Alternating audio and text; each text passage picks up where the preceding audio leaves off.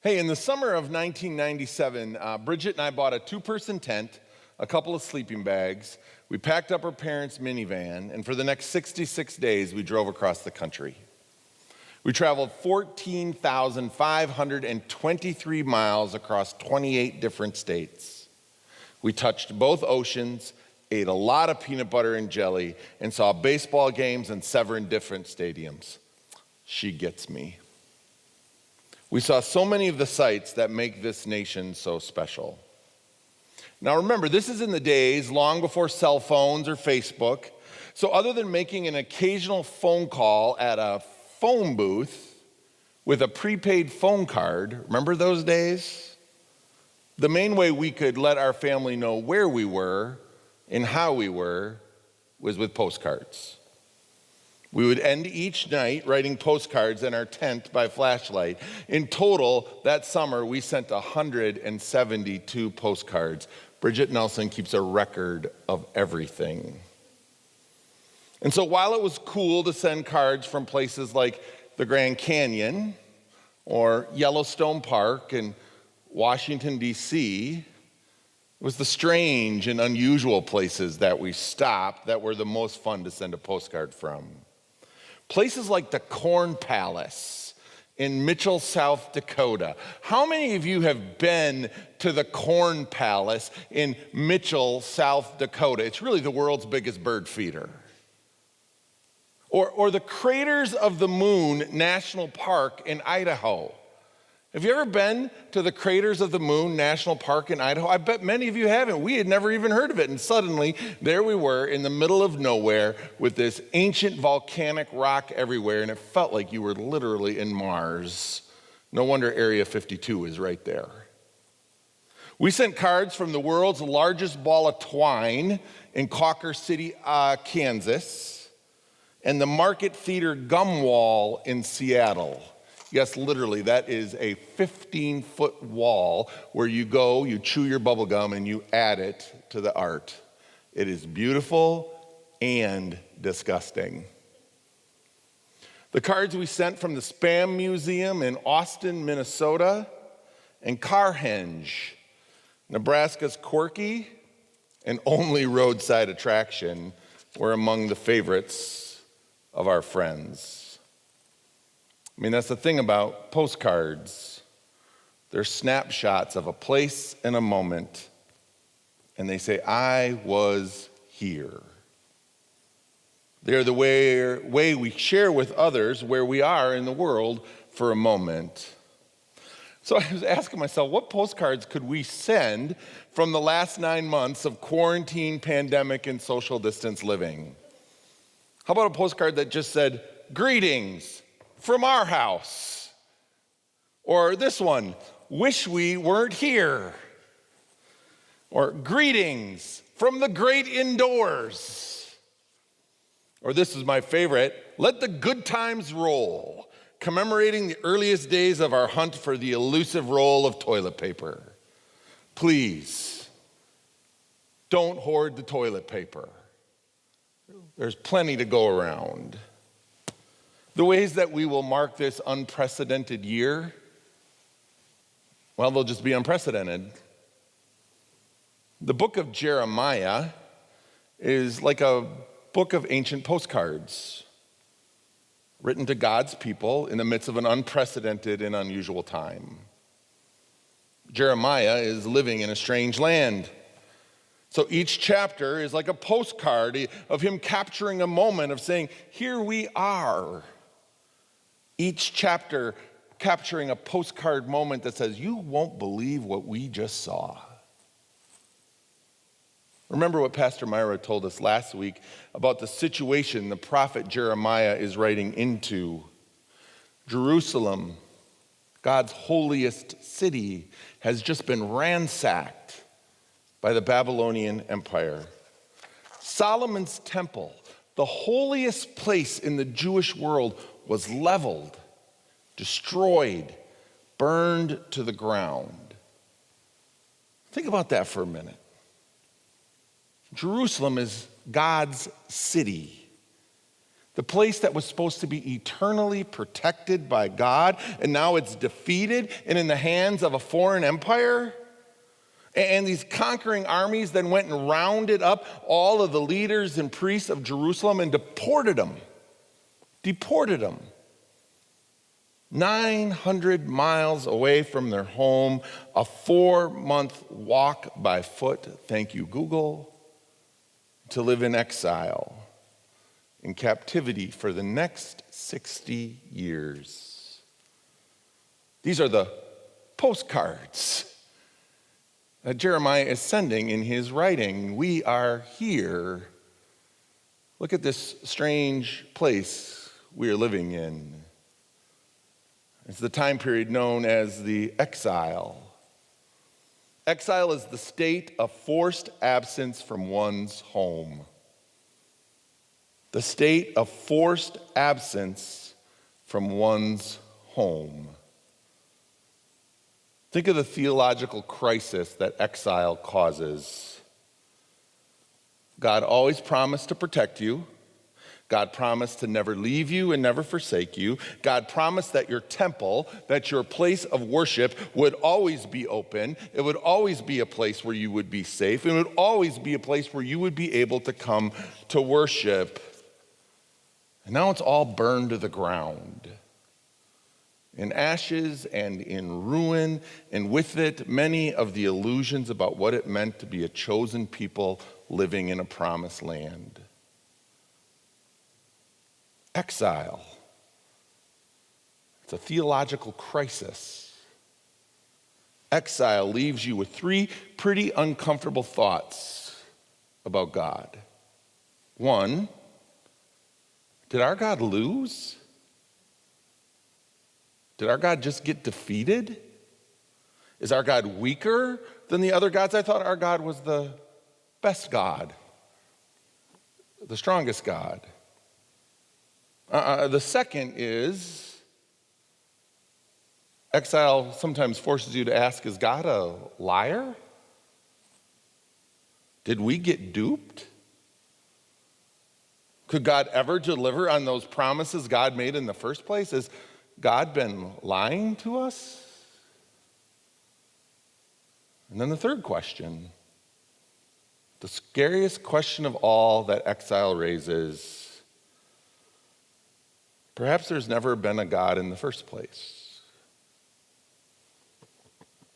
Make no mistake, the COVID-19 global pandemic has put us in a spirit of exile. We have been separated from our spiritual home. We have been separated from our friends and our families. We know that Christmas and Thanksgiving will be different. Every pattern of familiarity has been disrupted. It feels like we are living in a foreign land. I spent 6 weeks this fall studying N.T. Wright's book, God in the Pandemic, with a group of folks from church on Zoom. And together we wrestled with the theological implications and issues that this COVID-19 global pandemic has raised. We asked the hard questions. How do you understand God's power when a deadly virus is running rampant around the world? If God can stop this, then why hasn't God stopped it? How do you understand God's sovereignty when the world seems absolutely out of control? Who's in charge here anyway? And the hardest one, how do you understand God's goodness when 1.3 million people, men, women, and children, have died in less than a year? Where is the justice in that? So just like Jeremiah's people were asking those tough questions, is our God a loser? Is our God a liar? Is there any God at all? What our little group on Saturday mornings got nudged towards is what all experiences of exile should nudge us towards. And that is that the rethinking of who God is the most important thing we can do. I want to share with you the most fundamental shift in my thinking about God in my lifetime. You may not believe this. You may not like it. But the more I both wrestle with and experience God in the real midst of my real life, in the real midst of this real world, I have come to this conclusion. God doesn't protect us from anything, but sustains us in everything. Let that sink in for a moment. God doesn't protect us from anything, but sustains us in everything. And it's this shift is the only way I can understand the postcard that the prophet Jeremiah sent to us from Babylon this week. For I know the plans I have for you, says the Lord, plans to prosper you and not harm you, plans to give you hope in a future. Well, without that theological shift in perspective, can you see how absurd that sounds to those exiled in Babylon 2,500 years ago? Almost as absurd as it would be to say that to you in the midst of this global pandemic. Saying that all this is part of God's plan. To folks who are living in ruin, whose temple is in ashes, whose loved ones are dying, whose partner who has just left them, whose job they've just lost, to a world where we are now scared that the next person we might bump into might pass along an invisible killer. This is all a part of the plan? Well, darn it, I want a better plan, right? And I also can no longer just go along with the idea that God does things like this in order to get our attention, to get us to change our ways, to learn some important lesson. If it is the plan that to kill over 1.5 million people in order to get Jeff Nelson to learn to be more patient and slow down and appreciate the small things and embrace kindness, well, I vote for a better plan. I mean, Thanos' snap makes all the logical sense in the world until you watch Black Panther and Spider-Man die before your eyes. That was for all the Marvel geeks out there. If you don't know what I just said, you've got 23 movies to watch in order to catch that reference. That's why the shift that exile brings is important to theological growth.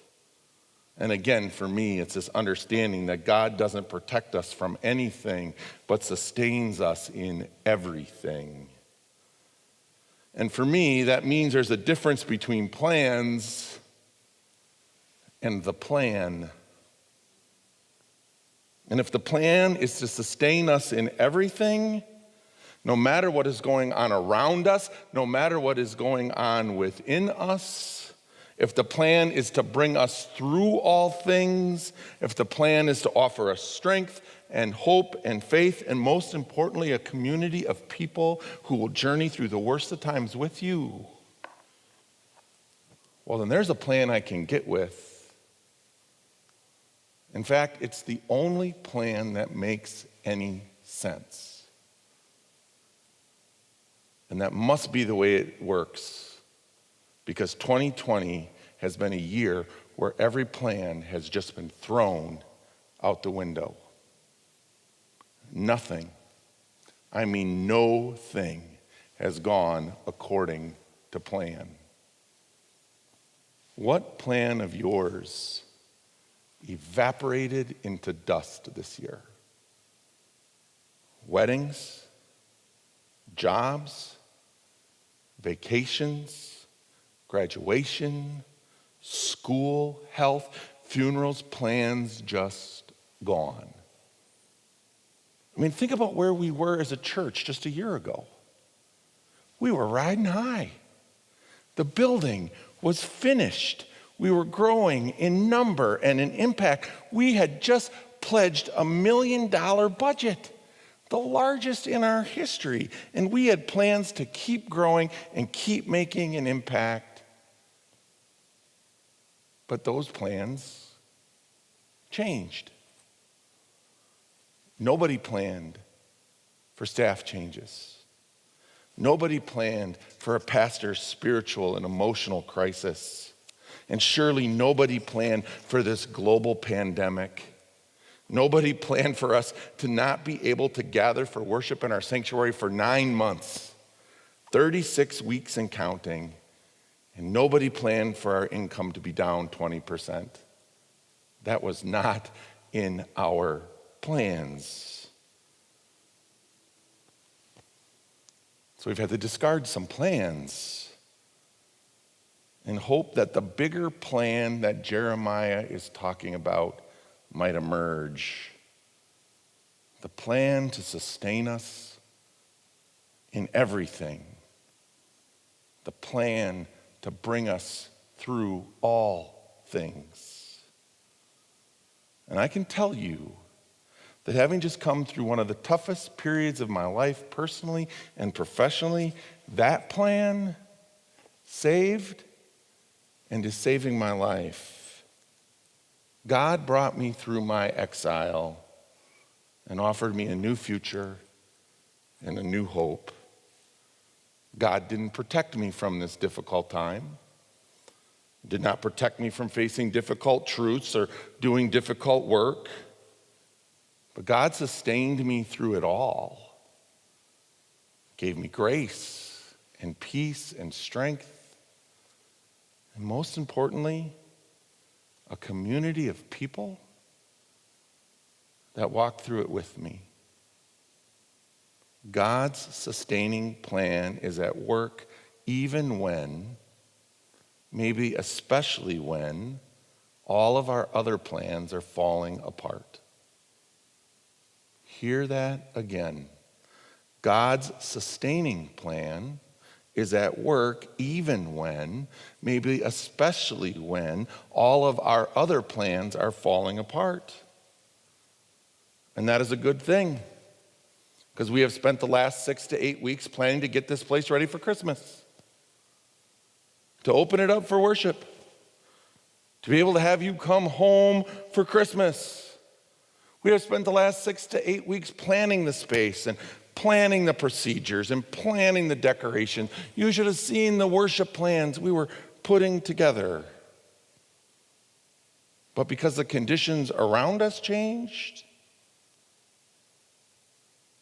our plans had to change too. And I have to tell you that on behalf of myself, and I believe many of the people here helping me put this together today, if we didn't believe that there was some sense of a bigger plan, a sustaining plan, that God is working with us through all things, well, then the setbacks of needing to pause Christmas here, well, it might have been too much. I mean, it's Christmas for God's sake. For God's sake, it's Christmas. So I'm grateful for Jeremiah's postcard from Babylon today, because I want to cling to that larger truth, that despite all the plans that keep getting canceled, this overarching, sustaining plan of God is still at work in our lives and at work in our world, especially in exile. So that is why I can stand here today, and as clearly as I can say to you, I want to say the following: Thanksgiving has not been canceled. Christmas has not been canceled. Feeding the hungry has not been canceled. Caring for the sick and the shut-in has not been canceled. Checking in on our seniors has not been canceled. Caring and connecting with each other has not been canceled. Music has not been canceled. Singing has not been canceled. Dancing to Prince music cranked up in your kitchen has not been canceled. Relationships have not been canceled. Dog kisses have not been canceled. Taco Tuesday has not been canceled. Yes, you have to go through the drive-thru to get it, but you can still get it. Imagination has not been canceled. Healing has not been canceled. Forgiveness has not been canceled. Kindness has not been canceled. Possibility has not been canceled. Snuggling has not been canceled. As long as the person you're snuggling with has your consent and they're in your bubble. Faith has not been canceled. Love has not been canceled. And my friends, hope has not been canceled. I know this because those things are all a part of the plan, God's plan, and that plan isn't contingent on all of our other plans. So join me, please, in leaning into the big plan this season, because it's that plan that will give us hope and will give us a new future. Next week, I'm going to send you your pledge card. I can hear the thunderous applause from your couches now. And most years, I get to stand up here and tell you about all the big plans your pledge is going to support. I get to tell you about all of our big plans for the upcoming year. And I'm going to send you a pledge card with no plans, because I really don't even know what to plan for. But there's two things I can tell you for sure. One, God will bring us through this.